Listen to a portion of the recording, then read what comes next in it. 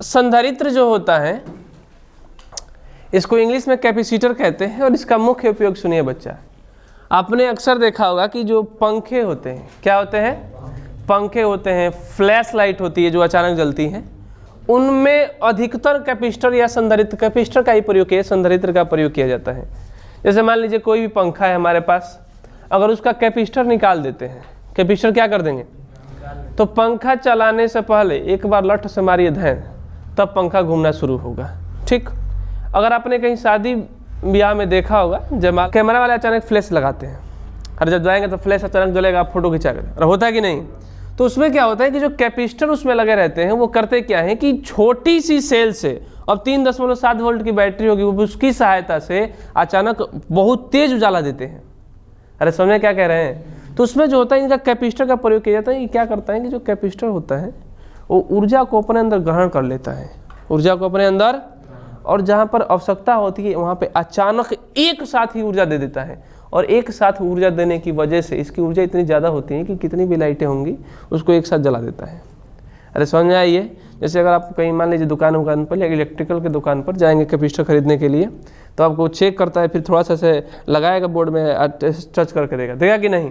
अगर मान लीजिए उस करंट को अगर हम किसी 100 वाट के बल्ब पर भी जलाएंगे तो वो बल्ब थोड़ी देर के लिए जलेगा, फिर तुरंत बुझ जाएगा। ठीक, तो जो संधारित्र होता है इसका मुख्य काम क्या होता है कि ये ऊर्जा को अपने अंदर ग्रहण करता है, ऊर्जा को अपने अंदर ग्रहण करता है। और जो उष्मा ऊर्जा को, आवेश को जो ग्रहण करने की क्षमता होती है उसको हम कहते हैं धारिता।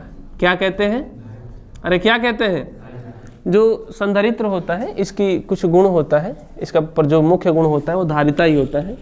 और धारिता किसे कहते हैं, तो आवेश ग्रहण करने की क्षमता को, आवेश ग्रहण करने की क्षमता को धारिता कहते हैं। क्या कहते हैं, धारिता। आवेश ग्रहण करने की क्षमता को धारिता कहते हैं। और इससे बनी युक्ति को संधारित्र कहा जाता है। क्या कहा जाता है, और जो युक्ति प्रयोग की जाती है और युक्ति को संधारित्र कहा जाता है। ठीक, संधारित्र कहा जाता है। अब इसका सिंपल फॉर्मूला आता है कि जो धारिता होती है इसे C से दर्शाते हैं और C का सूत्र होता है Q/V। Q/, तो हम यहाँ से ये कह सकते हैं कि Q बराबर में क्या होगा, CV। Q बराबर में, अब ये जो धारिता होता है इसे C से दर्शाते हैं और जो इसका मात्रक होता है वो होता है फैराड। धारिता क्या होता है, फैराड, जिसे अगर आप देखें तो इस तरीके से किसी संधारित्र पे लिखा होगा, माइक्रो एफ लिखा होगा, नैनो एफ लिखा होगा। ठीक, इस तरीके से लिखा रहता है।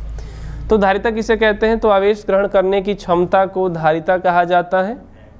और इससे जो युक्ति बनी होती है उसे क्या कहते हैं, संधारित्र। धारिता को C से दर्शाते हैं। इसका सिंपल फॉर्मूला होता है Q/V और Q को हम क्या कह सकते हैं, CV। Q बराबर CV। इसका मात्रा क्या होता है, फैराड। दूसरा मात्रा भी कह सकते हैं कूलाम प्रति वोल्ट, कूलाम प्रति। अच्छा, अब थोड़ा इसमें ये समझिए आप, जो C होता है फैराड धारिता, वो ना तो Q पर निर्भर करता है और ना ही V पर। ये जो निर्भर करता है वो मुख्य रूप से पहला माध्यम पर, किस पर निर्भर करता है, माध्यम पर। कि अगर कोई संधारित्र बना है तो उसके अंदर माध्यम क्या है, अरे माध्यम। तो जो C होता है ना ये Q पर निर्भर करता है ना V पर निर्भर करता है, निर्भर करता है पहला माध्यम पर, दूसरा करता है प्लेटों के क्षेत्रफल पर, यानी कि जो इसमें प्लेट का प्रयोग किया गया होगा उसका प्लेट का क्षेत्रफल कितना है ये उस पर निर्भर करता है। ठीक, और तीसरा होता है कि प्लेट जो लगी होती हैं तो प्लेटों के बीच की दूरी पर निर्भर करता है। ठीक, प्लेटों के बीच की दूरी पर निर्भर करता है, ये मुख्य होता है, दूरी पर निर्भर करता है। ठीक, अब जो इसका एक मुख्य क्वेश्चन आता है वो आता है समांतर प्लेट संधारित्र। समांतर प्लेट उतारने का विचार है, समांतर प्लेट संधारित्र। समांतर प्लेट संधारित्र क्या होता है कि इसमें दो प्लेटें होती हैं। कितनी प्लेट होती हैं, दो। समांतर प्लेट संधारित्र में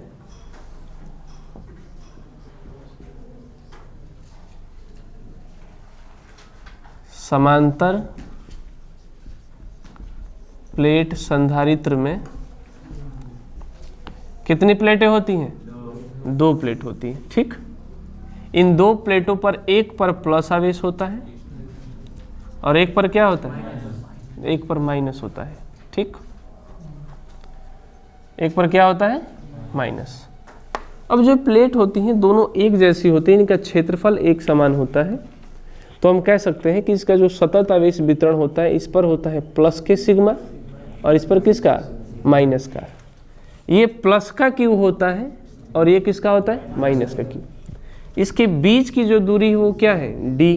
अरे बीच की दूरी डी, और इसके बीच निर्वात रखा गया है। क्या रखा गया है, और निर्वात की परावैद्युतशीलता को किससे दर्शाते हैं, एप्सिलॉन नॉट से। ये अगर प्लस प्लेट है, ये वाली माइनस प्लेट है, तो इससे वैद्युत क्षेत्र प्लस से किधर जाएगी, प्लस से किधर। तो हमने मान लिया कि इसमें जो वैद्युत क्षेत्र है वो ई है। वैद्युत क्षेत्र क्या है, सूरज नीचे बुझाता हुआ।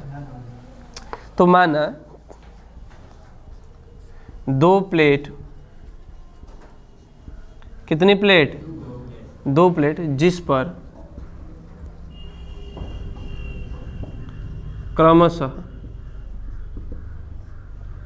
धनावेश तथा ऋणावेश है तथा इनके बीच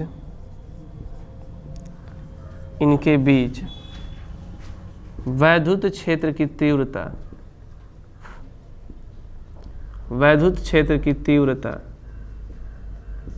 ई है।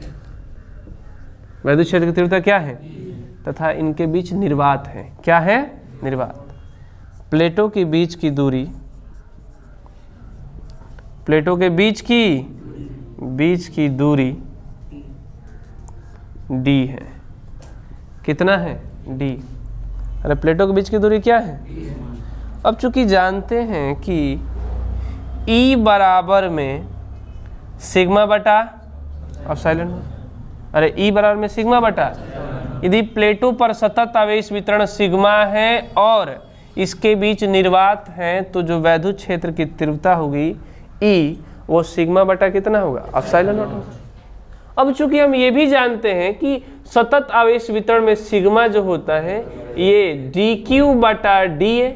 अरे डी क्यू बटा, जब सिग्मा डी ए लिखकर इन दोनों तरफ समाकलन करेंगे, अरे दोनों तरफ क्या करेंगे, तो ये हो जाएगा सिग्मा ए और ये क्या हो जाएगा, क्यू। तो हम कह सकते हैं कि सिग्मा बराबर में क्यू बटा ए। ये कह सकते हैं कि नहीं।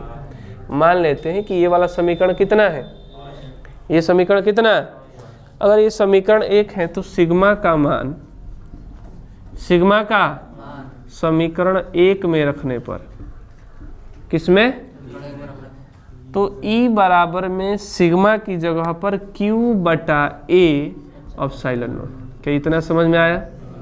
अरे आइए मान लेते हैं कि माना प्लेटों के बीच विभव, प्लेटों के बीच विभव भी है। प्लेट के बीच विभव क्या है, विभव कितना है, तो भी बराबर ई डू, भी बराबर ई डी। अरे भी बराबर, अच्छा ई का मान, अरे किसका मान, यह समीकरण 2 लिख लेंगे तो भी बराबर में ई का मान क्यू बटा में ए ई नॉट और इंटू में कितना होगा, होगा कि नहीं होगा। तो भी बराबर में क्यू बटा ए ई नॉट और इंटू में डी, ये हमारा भी का मान आया। किसका मान आया, अरे किसका है ये। अच्छा ये बताओ, अगर अरे ई का मान क्यू बटा ए एप्सिलॉन 0 और डी का डी हमने उतार दिया ये, हाँ डी प्लेट के बीच की दूरी है, भी दोनों प्लेटों के बीच का विभवांतर है, ए प्लेटों का क्षेत्रफल है और एप्सिलॉन 0 निर्वात की वैद्युतशीलता है। अब अगर हम ये मान लेते हैं कि अगर हमें धारिता निकालनी है, क्या निकालनी है, धारिता, तो चूंकि हम जानते हैं कि C बराबर में Q बटा भी, C बराबर में Q बटा, चूंकि C बराबर में Q बटा भी, तो हम कह सकते हैं कि C भी का मान क्यू डी अब बटा में ए एप्सिलॉन 0, तो डी से डी, सॉरी क्यू से क्यू, तो सी ये कहाँ चला जाएगा, तो ए एप्सिलॉन नॉट डी। ये क्लियर है कि नहीं क्लियर, अरे ये समझ में आया। अच्छा अरे समझ में आई ये, सी बराबर में ए एप्सिलॉन 0 बटा में डी, अच्छा एक बात बताइए बच्चा, यदि प्लेट के बीच, किसके बीच, प्लेट के बीच कोई माध्यम रख दिया जाए, कोई क्या रख दिया जाए, माध्यम, ने पूर्ण रूप से भरा कह रहे हैं कि माध्यम कोई रखा हो, तो परावैद्युतशीलता से या परावैद्युतांक से, अरे परावैद्युतांक तो हम कह सकते हैं के ई बटा एप्सिलॉन 0, ये होता है कि नहीं होता है? तो अगर कोई माध्यम रखा हो तो हम कह सकते हैं कि C बराबर में A, और जब कोई माध्यम रख दिया जाएगा तो एप्सिलॉन 0 की जगह का EM लिखना होगा। अरे M मतलब मीडियम, तो हम इसे EM कह सकते हैं कि नहीं कह सकते? अगर EM का मान निकाले तो क्या K एप्सिलॉन 0 होगा? यानी कि अगर किसी माध्यम को रख देने पर धारिता निकालनी हो तो A EM की जगह पर K एप्सिलॉन 0 और बटा में कितना होगा? ये कब होगा? जब माध्यम रखेंगे। ये निर्वात के लिए है, ये किसके लिए है? और मान लीजिए कि अगर हम ये देखें कि एप्सिलॉन 0 KA और इसको हम ऐसा लिख दें कि KA एप्सिलॉन 0, तो A एप्सिलॉन 0 बाई D को क्या इसी रख सकते हैं? इसका मतलब क्या है कि CM बराबर KC कह सकते हैं कि नहीं? यानी कि निर्वात में जितनी धारिता होगी अगर उसके बीच कोई माध्यम रख देते तो K गुना के हिसाब से उसकी धारिता बढ़ जाती है। इसका मतलब क्या है कि यदि मैं इन प्लेटों को पूरी तरीके से किसी माध्यम से भर दूं निर्वात की जगह पर, तो इसकी धारिता तुरंत क्या हो जाएगी? बढ़ जाएगी। अरे धारिता क्या हो जाएगी? दूसरा बात, धारिता का मान प्लेटों के क्षेत्रफल के समानुपाती होता है, बीच की दूरी के व्युत्क्रमानुपाती होता है और माध्यम के समानुपाती होता है। क्या ये बात क्लियर है? अच्छा, इसी माध्यम की जगह पर जब हमने ये रखा तो क्या KC आया?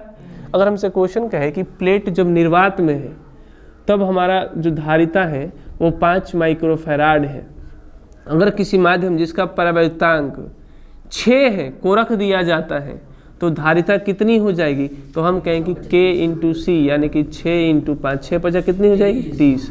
यानी कि अगर हम कोई माध्यम का प्रयोग करेंगे तो C का मान क्या तुरंत बढ़ जाएगा? अब ये ध्यान रखना होगा कि माध्यम रखने से बल घटता है, विभव घटता है, वैद्युत क्षेत्र घटता है, लेकिन धारिता, ये बात आपको याद रहनी चाहिए। कि यह बात क्लियर है? अरे उतारना इसे तो उतारो।